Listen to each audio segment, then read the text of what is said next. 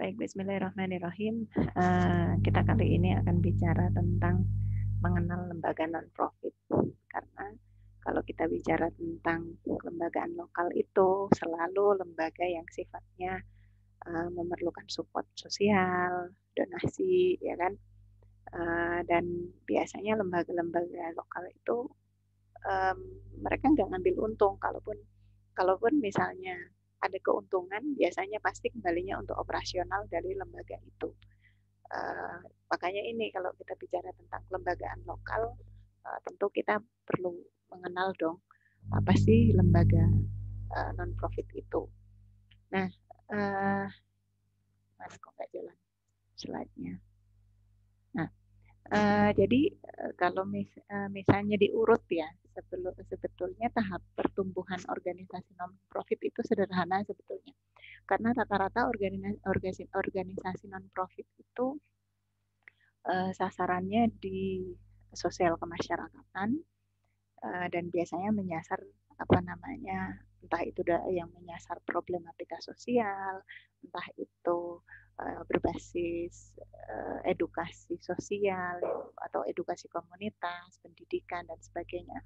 Makanya kalau misalnya kita perhatikan tahapan pertumbuhannya itu biasanya mulai dari ide atau gagasan dari satu orang atau lebih. Dia punya niat, punya visi, kemudian tujuan dan sasarannya itu apa. Nah, kemudian membuat suatu, biasanya masih sederhana ya, ada komunitas kecil gitu, kemudian yang itu sebetulnya adalah realisasi dari ide, gagasan, niat dan juga tujuan. Nah, kemudian seiring dengan pertumbuhan lembaga atau komunitas tersebut, maka kemudian pada tahap pelembagaan. Nah, ketika tahap pelembagaan ini biasanya pasti biasanya ini udah semakin mungkin anggotanya atau simpatisannya semakin luas, kemudian dampak-dampak sosial yang dihasilkan juga semakin banyak, maka ada tahap pelembagaan. Di situ biasanya berkaitan dengan kebijakan-kebijakan atau aturan-aturan, kemudian ikatan antara SDM dengan organisasi.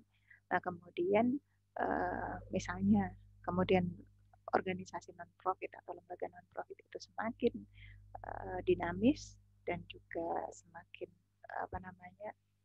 dampak sosialnya semakin luas, otomatis kan memerlukan banyak SDM kan untuk mengelolanya, ya kan? Makanya ada tahap desentralisasi di mana terjadi kewenangan dan juga perluasan struktur. Jadi udah nggak mungkin kalau diurus satu orang, ya kan? Makanya ada kewenangan dan perluasan struktur. Makanya biasanya kalau dalam organisasi non-profit, kewenangan dan perluasan struktur itu juga berbasis apa? Swadaya. Karena bisa jadi mereka yang aktif di dalamnya itu mereka memang digerakkan oleh visi yang sama. Nah, biasanya kalau terus mereka dapat apa dong gitu kan ya. Nah, biasanya gini, kadang kalau misalnya punya kegiatan sosial itu kan nggak kemudian seperti ini ya, seperti yang rutin ya. Jadi biasanya per program gitu, misalnya ada program apa, kemudian mereka tuh ada donasi atau ada support yang untuk kegiatan tersebut. Nah, ini biasanya orang tim yang ada di situ biasanya mendapatkan sedikit insentif dari kegiatan-kegiatan tersebut, dan ini tidak selalu. Kadang juga justru mereka malah berbasis volunteer, yang artinya memang mengerahkan ya waktu dan juga pikirannya untuk hal ini. Makanya ketika dalam tahap desentralisasi biasanya kita lihat ada kewenangan dan perluasan struktur, kemudian pertambahan SDM, kemudian pembentukan hierarki. Kemudian juga ada tahap koordinasi, di mana ketika tahap koordinasi ini pengembangan kebutuhan organisasi ini makin luas, kemudian tantangan yang dijawab itu apa, karena ketika kita bicara organisasi non-profit itu tentu harus melek dengan isu atau problematika sosial yang ada saat ini, dan bagaimana itu kemudian diterjemahkan dalam dalam praktek atau program-program yang ada dalam organisasi tersebut. Nah, tentu menjalankan suatu program itu kan nggak kemudian hanya hanya suatu organisasi itu menjalankan program, kan dia perlu apa kira-kira ketika ada permasalahan sosial, kemudian taruhlah misalnya angka kemiskinan di desamu itu sangat signifikan, yang itu berdampak pada pemuda-pemudanya itu akhirnya memilih untuk bekerja di kota atau bekerja di luar negeri menjadi tenaga kerja asing. Dan ini dampaknya akhirnya desa menjadi tidak progresif karena apa? Ditinggalkan oleh generasi-generasi mudanya, ya kan? Misalnya seperti itu. Nah, kemudian kamu ingin membuat program yang bagaimana supaya aktivitas ekonomi itu dinamis di desa kamu misalnya. Ini perlu apa kira-kira? Perlu apa? Perlu apa kira-kira? Pasti perlu apa? Perlu dana di situ. Nah, makanya kalau misalnya kita bicara tentang lembaga non-profit atau organisasi nirlaba, nir itu kan artinya tidak ada ya. Artinya lembaga ini tidak mendapatkan keuntungan. Terus kalau mereka membuat program, dari mana dong mereka sumber dananya? Jadi ini pasti pertanyaan-pertanyaan yang selalu mengemuka ketika kita bicara tentang organisasi non-profit. Kalau mereka nirlaba, terus mereka bikin kegiatan, bikin program-program sosial kemasyarakatan, itu dari mana dananya? Pasti pertanyaan itu. Kemudian jenis, kita akan bahas juga di sini apa saja dan ciri, ya kan, ciri organisasi nirlaba itu dan jenis-jenisnya di Indonesia. Kemudian yang membedakan ya lembaga profit dan non profit itu apa? Karena sebetulnya kalau kita bicara lembaga itu kan ada dua ya secara umum ya, yaitu lembaga profit sama non profit. Nah, bedanya itu apa sih di sini? Itu.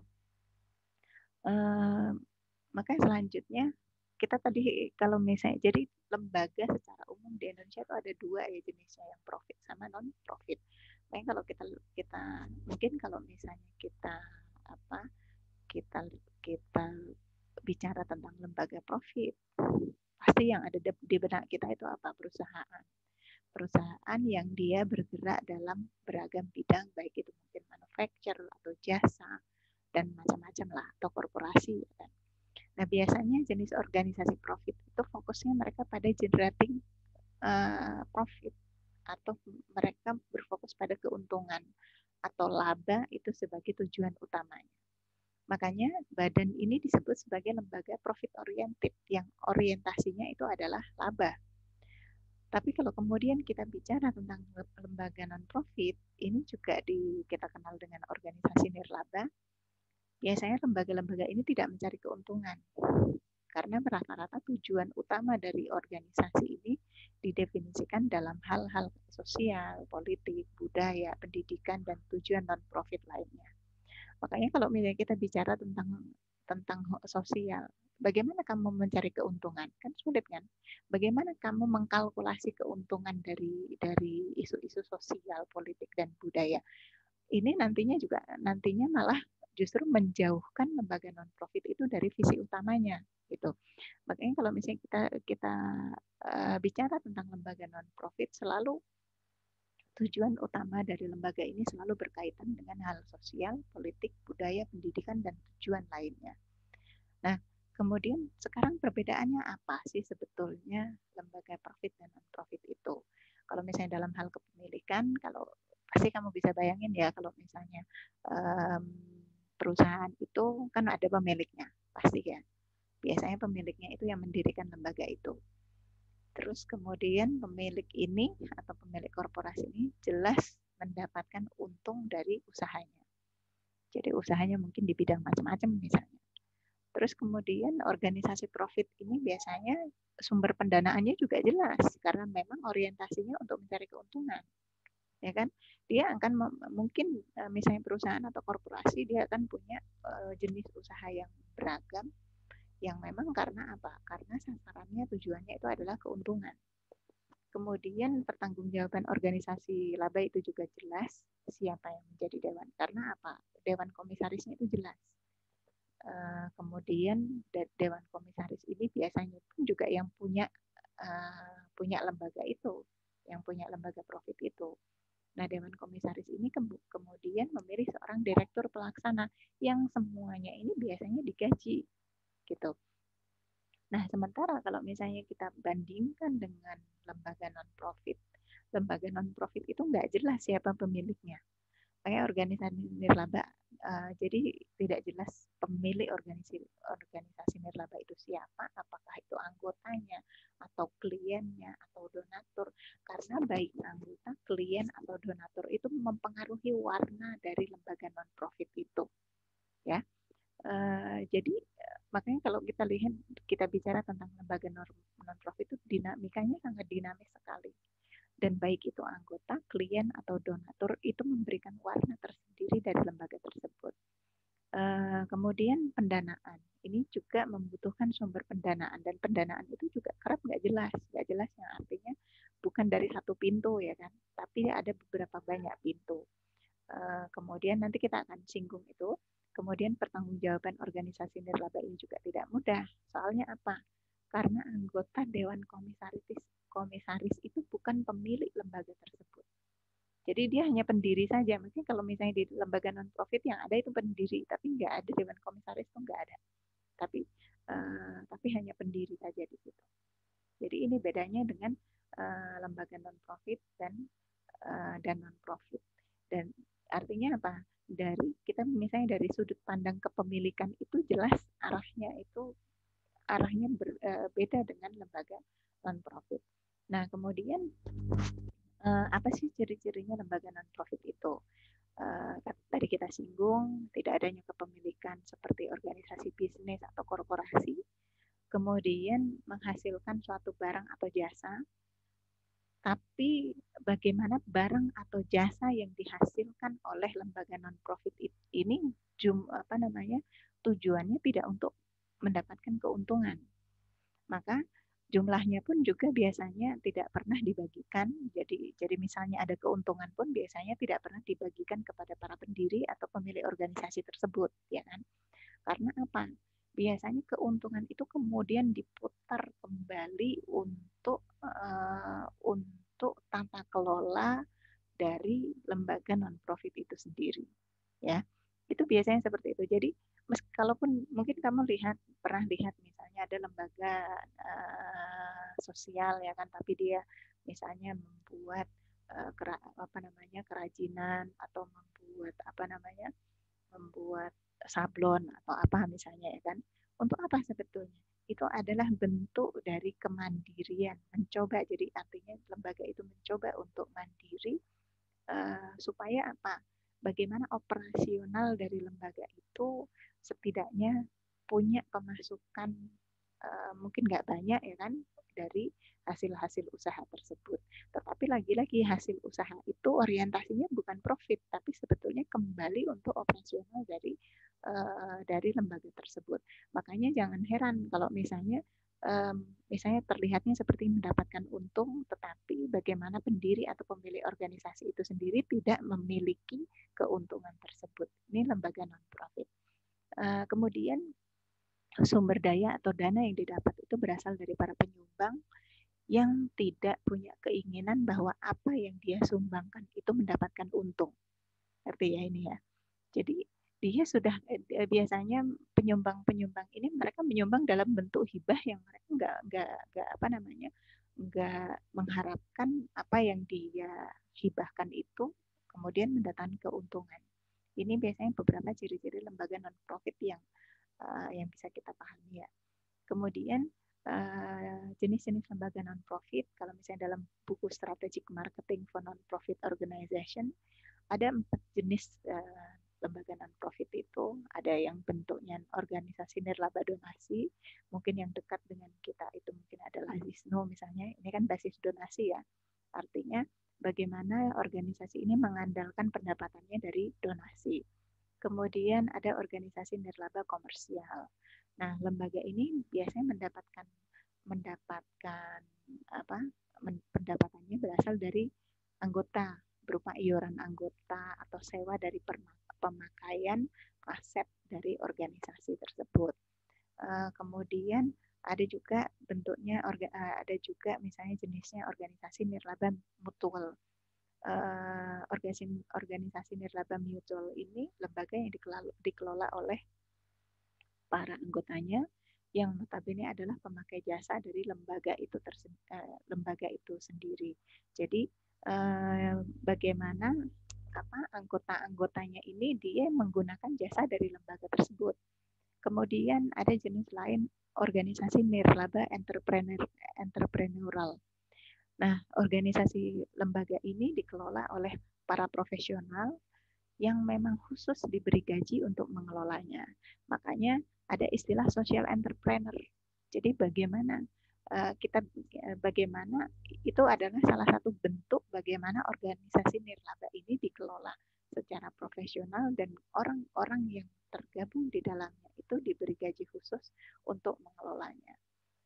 Nah, kita lanjutkan contoh lembaga non-profit di Indonesia. Ada misalnya yayasan, asosiasi atau perkumpulan atau institut. Ini adalah contoh-contoh lembaga non-profit Indonesia.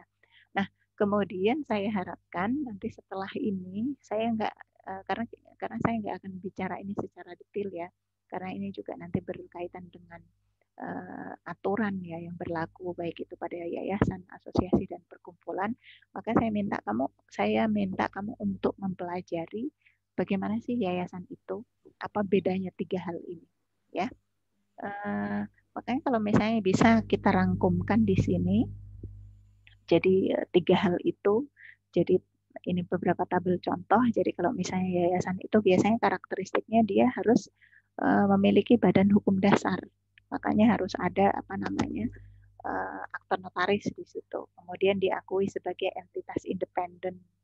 Kemudian tidak memiliki kepemilikan. Biasanya ini hanya pendiri aja. Kemudian diatur oleh dewan pembina, penasehat dan manajemen. Kemudian berbasis non-keanggotaan organisasi. Nah, keuntungan memiliki kekayaan independen. Kemudian juga bisa didanai organisasi lain, kemudian juga dapat melakukan entitas independen di pengadilan. Nah, kerugiannya apa? Ini membutuhkan lebih banyak waktu untuk membangun badan hukum yayasan, terutama misalnya ini salah satu pendirinya itu orang asing. Nah, kalau asosiasi biasanya karakteristiknya bisa dibentuk sebagai badan hukum atau bukan lembaga hukum. Jadi dia berbasis komunitas aja ini, artinya nggak mesti harus melibatkan notaris ya kan. Kemudian organisasinya berbasis keanggotaan. Jadi nah keuntungannya apa? Proses pembentukannya lebih cepat karena biasanya kalau asosiasi itu kan dia biasanya berlatar belakang dari orang-orang yang sama visinya kemudian berkumpul kemudian dia mengatakan itu sebagai asosiasi, ya kan? Tapi biasanya asosiasi pun kemudian ketika kita bicara dia itu sebagai lembaga, dia pasti akan meningkat, akan menjadikan asosiasi itu sebagai yayasan. Nanti kita akan singgung itu. Jadi biasanya keuntungan dari asosiasi itu proses pembentukan lebih cepat untuk non-perusahaan berbadan hukum asosiasi. Kemudian juga orang asing diperbolehkan untuk menjadi pendiri. Kemudian kerugian membutuhkan waktu lebih lama dalam proses pendirian asosiasi. Karena itu asosiasi itu kan melibatkan juga banyak orang ya dan berbasis keanggotaan. Nah, mencari anggota itu kan tidak mudah, ya kan? Gitu. Kemudian kita bicara institut, jadi dia biasanya tidak memiliki badan hukum independen, kemudian cabang dari perusahaan induk. Kemudian juga proses pembentukan mengacu pada yayasan pendirian dan keuntungannya diizinkan untuk mencari sumbangan dari lembaga donor. Kerugiannya biasanya tidak bisa memberikan dana atau hibah kepada organisasi lain dari individu dan juga pendiri lembaga ini harus yayasan. Jadi misalnya kita bisa katakan bahwa yayasan itu dia bisa memiliki institut, ngerti ya? Itu. Nah, selanjutnya, kalau misalnya kita bicara sumber dana, dari mana sih sebetulnya lembaga non-profit itu bisa hidup, dia bisa terus melakukan program-program sosial kemasyarakatannya, dia bisa membuat semacam kegiatan-kegiatan untuk menjawab permasalahan-permasalahan sosial. Makanya ini beberapa saya listing ya, yang sumber dana lembaga non-profit diantaranya APBN atau APBD. Jadi ada skema ya, ada skema tentang dari APBN, APBD yang itu erat kaitannya dengan support untuk kegiatan-kegiatan sosial. Kemudian juga dari sumbangan atau donasi masyarakat. Jadi perlu kamu ketahui juga bahwa gairah berdonasi. Jadi kemarin itu ada semacam survei ya tentang kedermawanan ya, survei kedermawanan, dan Indonesia itu menjadi negara dengan indeks kedermawanan yang tinggi sekali. Makanya kita lihat bagaimana kadang orang-orang yang mungkin kita kira itu pas-pasan, tapi dia punya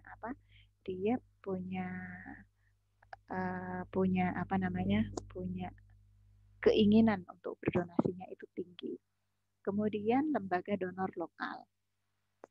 Lembaga donor lokal ini yang seperti apa gitu kan? Lembaga donor lokal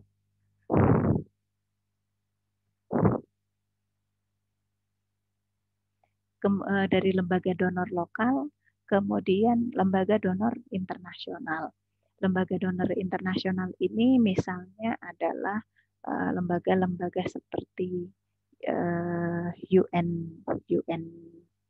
bukan UNDP ya, Ford Foundation atau USAID. Ini adalah lembaga-lembaga donor internasional. Nah, gimana caranya mendapatkan ini? Tentu rumit sekali ininya. Caranya tentu tidak mudah ya kan? Karena apa? Karena ketika kamu ingin mengajukan kepada lembaga donor internasional, tentu mereka mewajibkan persyaratan yang tidak sedikit. Di antaranya itu juga bagaimana lembaga non-profit yang ingin diberikan sponsor itu adalah lembaga non-profit yang sudah berbadan hukum. Karena apa? Karena kalau tidak berbadan hukum, mereka juga bisa dicurigai oleh negara. Karena ini kan donor internasional kan. Nah, berbadan hukum itu artinya bagaimana funding atau transfer dari dana itu dialamatkan kepada yayasan yang mendapatkan donor internasional tersebut. Itu.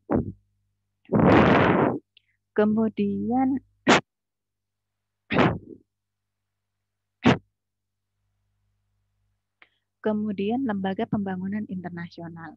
Lembaga pembangunan internasional itu diantaranya seperti World Bank, kemudian UNDP, United Nations for Development, ya kan.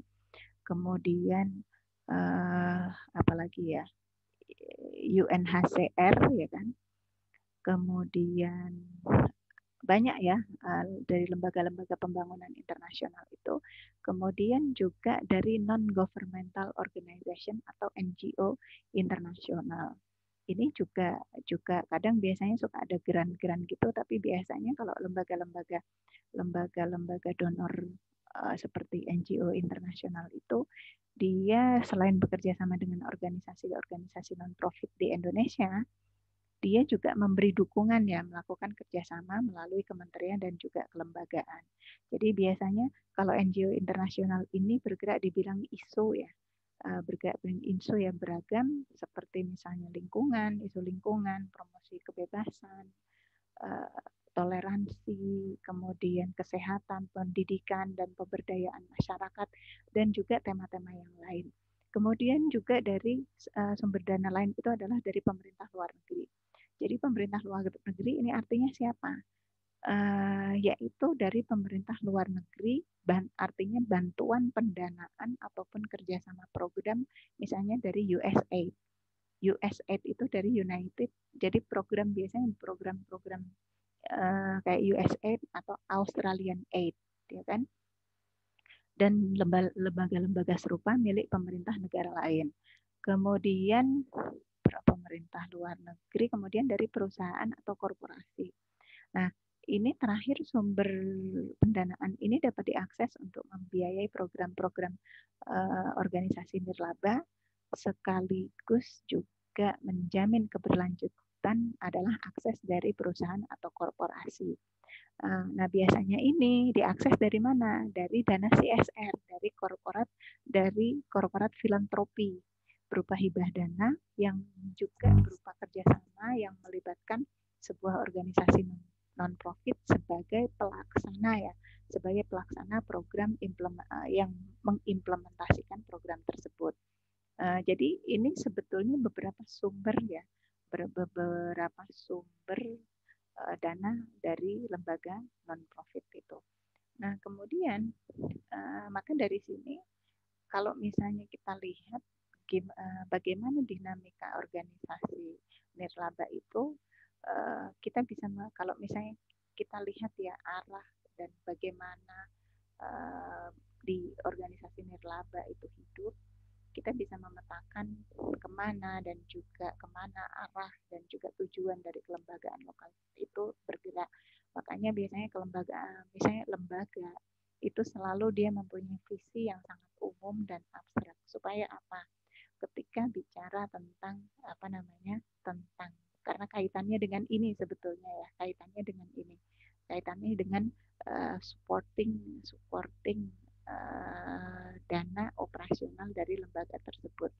Jadi karena biasanya baik itu sumbangan donasi masyarakat atau filantropis atau orang kaya dari filantropis atau dari lembaga donor lokal maupun donor internasional, mereka pasti membidik isu-isu tertentu yang kalau misalnya bagaimana misalnya organisasi nirlaba ini dia terlalu spesifik untuk menyasar programnya, ini kesulitan kalau dia mendapatkan akses untuk mengajukan dana-dana ke beberapa donor ini, gitu ya. Kemudian karena biasanya mati hidupnya lembaga nirlaba itu juga sangat dipengaruhi pada fleksibilitas penyangga dana program dari organisasi tersebut. Jadi karena biasanya bidang-bidang sosial itu kan selalu melibatkan lembaga non-profit sebagai aktor yang ada di lapangan ya, yang turut mengatasi permasalahan sosial. Nah, biasanya tantangannya ketika kemudian mungkin misalnya dari pemerintah dia punya program, ketika itu kemudian mau dijadikan partner oleh mungkin Pemda atau pemerintah nasional dalam suatu daerah yang melibatkan kelembagaan lokal, biasanya ini kemudian yang menjadi kendala itu adalah ketidaktertiban tata kelola, sehingga kesulitan untuk mendapatkan, sehingga ini mengakibatkan lembaga itu kesulitan untuk mendapatkan hibah-hibah dari lembaga-lembaga donor untuk support program-program sosialnya. Ini beberapa hal yang bisa saya sampaikan pada kuliah kita kali ini. Mungkin kamu ada pertanyaan, kamu boleh aktifkan mikrofonnya.